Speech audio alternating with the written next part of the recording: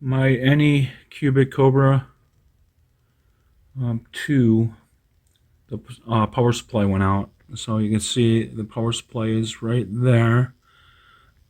Under your bed, you'll find some lockdowns here, which keep it in place, excuse me. So Anycubic sent me a new power supply, a new switch, and a new switch with the fuse in there. So I'll pull the old switch out also. It's on the wrong side. The old switch is on this side. So that'll come out also and be plugged in. You can see that it comes with the terminals on there. So, it's not a fuss, really, just replacing it. I'll flip it over and show you how I'm going to hook it up, and hopefully I'll get it running again. The only problem I have, well, not the only problem, I had so many problems with this Anycubic machine, it's just unreal. This is the second time the power supply went out on me. I had the machine less than a year. Actually, I had it less than 6 months, and the power supply blew twice. I thought it might have been the fuse. It could just be a bad switch, but I told them I needed the whole rig. Excuse me. I told them I needed the whole rig just to make sure that it's running. But yeah, the Anycubic 2, or Kobra 2, I should say, so far has proven to be, I mean, just not a great machine as far as reliance. It's not reliable, not at all. It'll print for you. It'll print fast. It'll print some cool things. I made some stuff with it, but it's just always down, always broken, always something going wrong with it. If I buy another 3D printer, I will invest in something a bit more reliable. This was under $300. I mean, you can't expect, top-notch machine, at like a $260 price. So, you get what you pay for, is the saying, and that is very, very true. These are just, some people say, oh, they're just toys, but they're really not, because if you're into model railroading or you're a modeler, these machines are handy regardless if they break down or not. If you know how to fix them, you're going to be just fine. And fixing them, you will be doing. Believe me, you will be doing a lot of fixing with these machines. There's a better view of the switch. So I will pull this whole switch out, replace this unit. I'll flip it over and show you what I'm doing.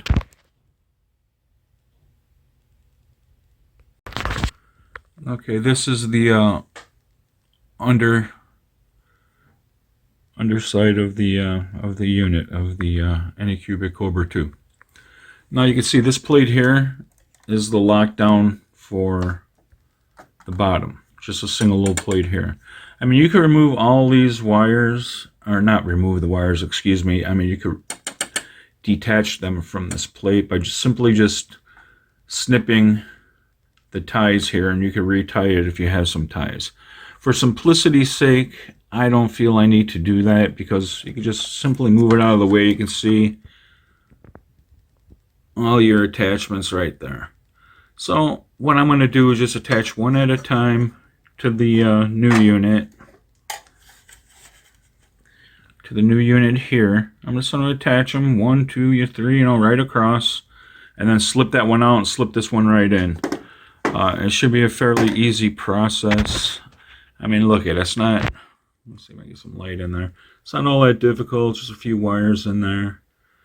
So I'm going to work on that right now, and I'll show you when I'm done how it looks. So this is the power switch you have to replace once you remove your power supply out of the back, or off the back of the machine. I have the I just taped this out of the way so I don't have to unhook everything. It's just for simplicity's sake. And here, just take these screws off. The 2 screws here and here. And pop the unit out. And then push the new one in, and there's the connectors for it. You'll see down here, the connectors are right there. Right here. Your new supply. or I'm sorry, your new switch for the power supply. So I will pull that switch out now and put it in. Alright, this is the new switch. I just put the new switch in. You come down and you look under here. Here are all the new wires for it, right here. Now you're probably going to have to bend these at a hard 90 so that you can screw them down into the terminals here at a hard 90 so they fit easily into the new power source. So I'll work on that right now, but the new one is in. I'll show you the old one if I can find it. Oh, it's right here. So here's what I'm talking about at a hard 90. You know, bend those. Not even a hard 90, just so that they fit in there into the power supply easily. Just give them a little bend. But yeah, this is the original power supply that came out. Or power supply, I'm sorry, switch that came off the machine. Okay, so I'll continue on and show you the process when I hook up the power source.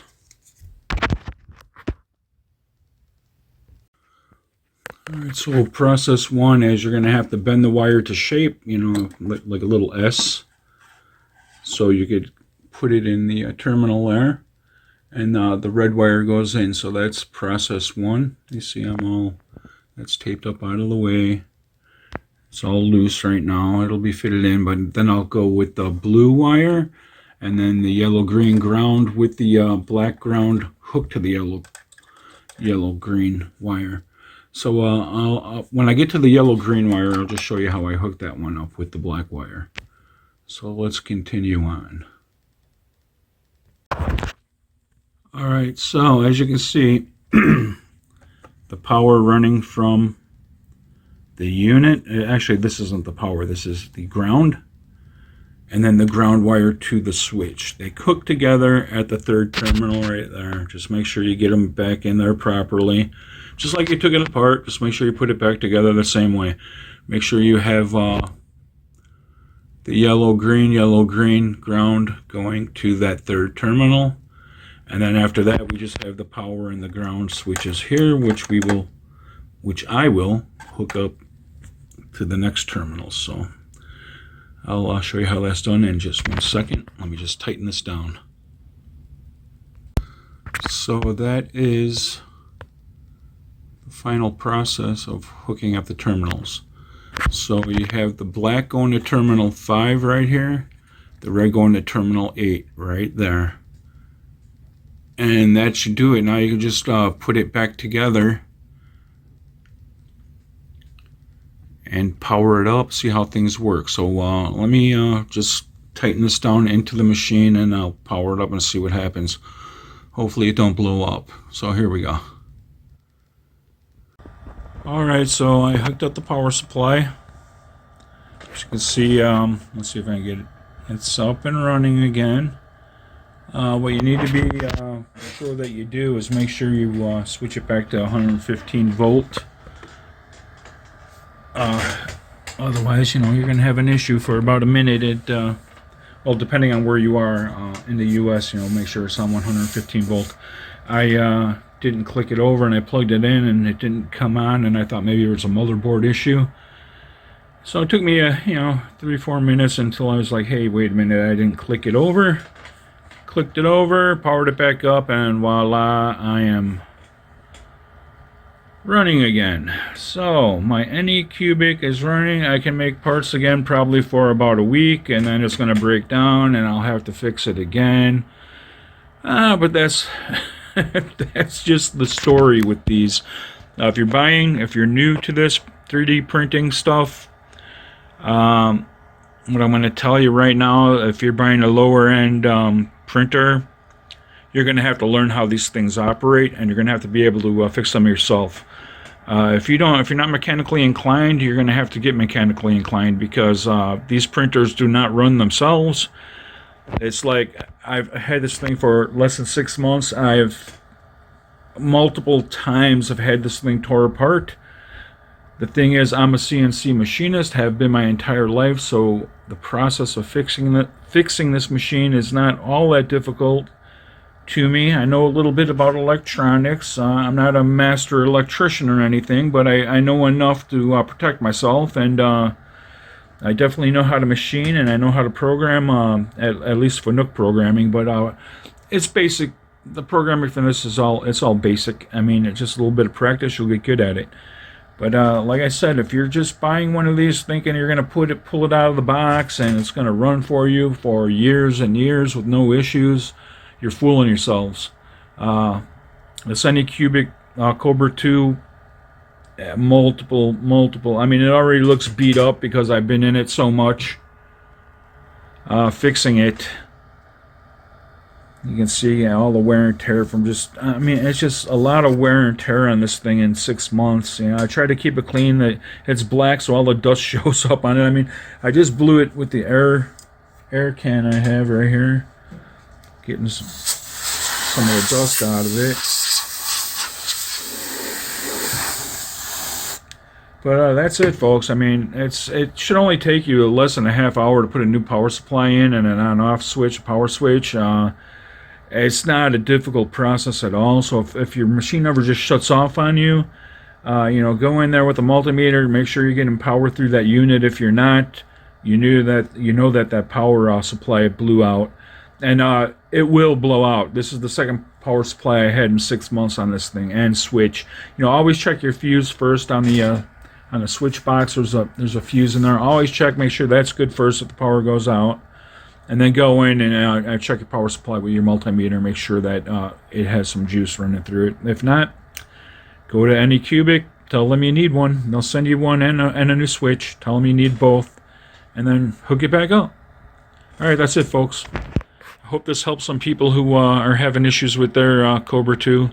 I don't see a lot of info up on these things right now. I did one on unclogging the head right there. That's another issue these things have. Keep your PLA clean as you can. Wipe it down before you load it. You don't want your nozzle getting all gooped up with brown goopy looking junk, and it really will. You have to keep these machines, they're finicky. You have to keep them clean. Always do maintenance on them. That's it, folks. I hope this helps all. Take care, all.